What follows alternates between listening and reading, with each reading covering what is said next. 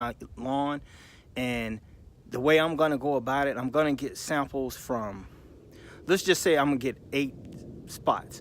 I'm gonna find 4 areas that are my troubled areas, which means they may have like some weed or water retention, and I'm gonna find 4 areas that don't have that.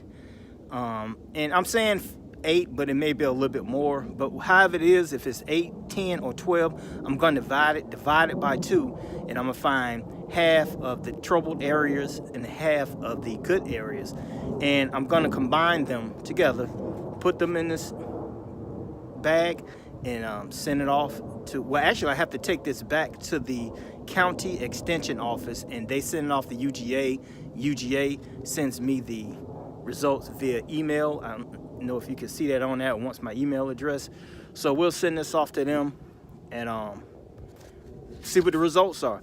I'm doing this before I put down any pre-emergent or fertilizer, because I want a true results. I don't want to put that pre-em down and it rains and I'm getting soil samples and it may be slightly off, even though the pre-emergent shouldn't affect it that much, but I want the best results that I can get back from this. So let's go ahead and do this. Okay, yard fanatics, look, here are the tools that I'm going to use. I just got a simple bowl. That's what I'm gonna put my dirt samples in. This right here is a multi-tool from Fiskars. I don't know if you can see that or not. And basically, look, it has an edge on it. And this edge is not really that sharp, but it has an edge on it. It's a rated blade edge. I guess like you can pick something apart or dig in something to cut it open. And you see this smoothness right in here, that dip. That's supposed to be like a shovel. So I'm gonna stick this in the soil, wiggle it around, dig out some dirt, put it in here. All right, and let's look at my lawn. As you can see over here, I'm gonna find a couple of spots, but I always say try to get a troubled and good area. That's kind of my troubled area. So I have water retention and good right up in there. And I may get some on that strip out there next to the mailbox. Look at the other side. Here, folks, we're gonna go around. We're gonna get some here. I don't want to shine it, point directly towards the sun. It might get overexposed, but we're gonna get some from here, and we're also gonna get some from the back. So let's go ahead and start getting those soil samples. Okay, yard fanatics. Right now, I'm gonna get some out of the bed area.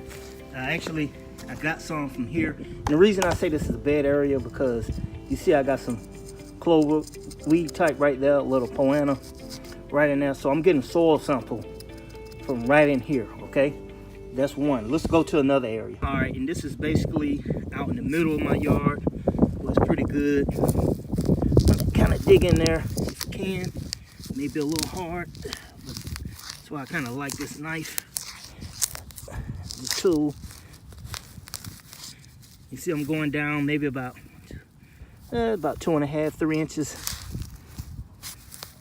Got some right there. I said I'm doing this by myself, so BYD Junior is nowhere to be found. All right, let's try another area. I'm out here at the strip. I'm getting some from the strip. Get down in there. Sample up out of there.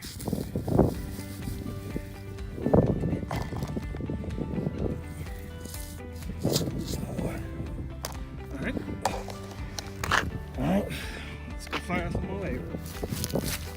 Going down here, side of the property. It's kind of a troubled area, and as you can see, I'm talking about how I'm always getting that shade. And then when those trees are full bloom, lots of shade. So this area does get sun, but it's rough. All right, you can see I got them all down through here. So right here, maybe. A little easier right there. All right, another spot. My previous videos, this is where my septic area is. The tank is up under this particular part of the grass. We're gonna get some from here too. Let's see.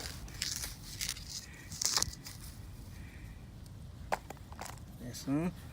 All right, let's find somewhere else. That I've been getting the soil samples from have been the sod area. This out here is the seeds. From that line all the way over is what I actually planted. I actually grew this Bermuda grass. That part over there is some sod all the way to the front. But that part from here all the way over, that's where I planted my own grass. Like I said, and you see that dirt. And it's spreading. It's spreading. But it's going to be an issue because Bermuda loves sunlight. And that area stays shaded. When it rains, the water comes down through here and goes all the way around there. So the only other solution to that is to actually put some sod down there. But I just like to do stuff myself. Sorry. But we're gonna get some samples from the part that I planted also. So this might be a good spot. This is a good clean spot. Let's see. Look at that. See that? Get that. Make sure I get some samples from there. Get that. Look at that Georgia clay, y'all. You see that Georgia clay? Look at that. Look at that Georgia clay. Oh my goodness. But get down in there. That's a nice sample. All right. Now we're gonna walk over to the part that's sloping off. And remember, this is the part that has the weeds. Watch my previous video. You know what I'm talking about when I say your pergamine will kind of wash away on the slopey areas. If it says you're going to get 4 months protection, probably won't. So this area right here, I want to get a good soil sample from it. So let's get closer to it. Okay, right down in it. All right, see those weeds? Let's see that annual bluegrass, clovers. There's some planting over in here also. All right, so we'll go right here. And I must admit, this area is a little bit harder compaction, but you see that? Good soil sample. Okay. And if you're wondering what that is, that's actually zoysia grass. Somebody want to know why did I plant it?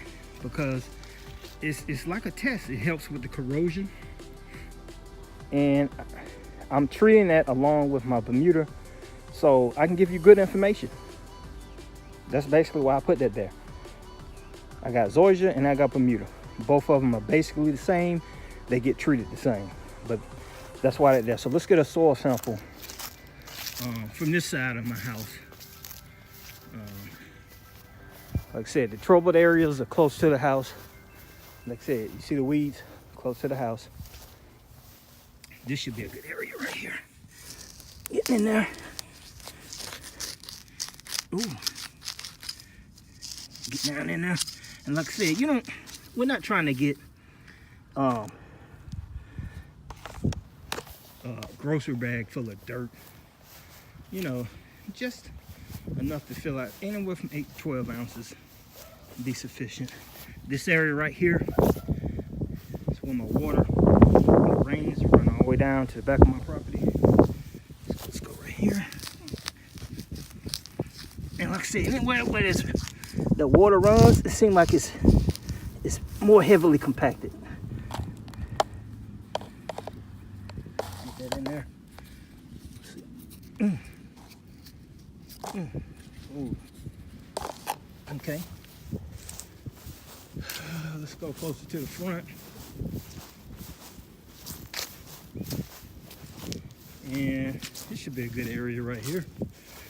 Like I said, you can strategically see, like right here, I'm hitting rocks. So yeah, let's get some from there.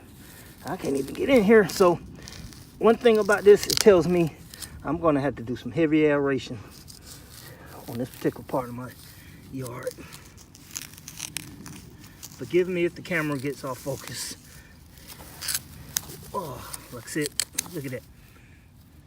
Is that dirt? Yeah, that's actually dirt. It's clumped together. Putting that in there.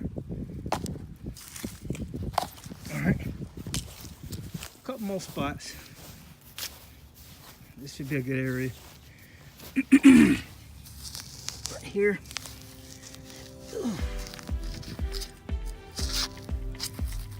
Like I said, I'm going about 3 inches down. There. And I'm gonna do one more spot. Up here by the street again, on that strip. And I'm gonna get something right here on this edge, because for some reason it's weak up in this area.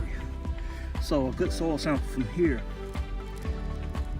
should be sufficient. Let's try right here. All right, see that? Oh, do something on the ground. All right, a little bit more. And we are good. All right, let's go down here and I'm gonna show you how to do this. Yard fanatics, look, here's the bag. There's the field line. And if I don't have enough, I gotta go back and get some more. But basically what you do is make sure you pull out all these stems. Okay, you may have to run your finger through it, make sure you don't have rocks in there. And I'm not telling you to literally pick through it and pull out every piece of grass you see in there, but the less grass you have in there and the more dirt, like that big part right there, that's not a rock. Excuse the ashy hands, it's cold out here, guys. Don't have on any lotion, but that's basically it right there. So what we'll do now is open up this bag, and let me do that. All right, yard fanatics, look, got the bag open. Here's the dirt. I got as much of that grass I can get out without being, you know, nitpicking. But you basically just pour it in here, and it's gonna be hard for me to do that with this camera, so let me pour it in there and I'll show you. Okay, yard fanatics, look, I got the bag filled up to the field line. Field line is right there in the dirt. I don't know if you could tell, but it's right there at the field line. And basically all I do is take it, fold this over. Let me see.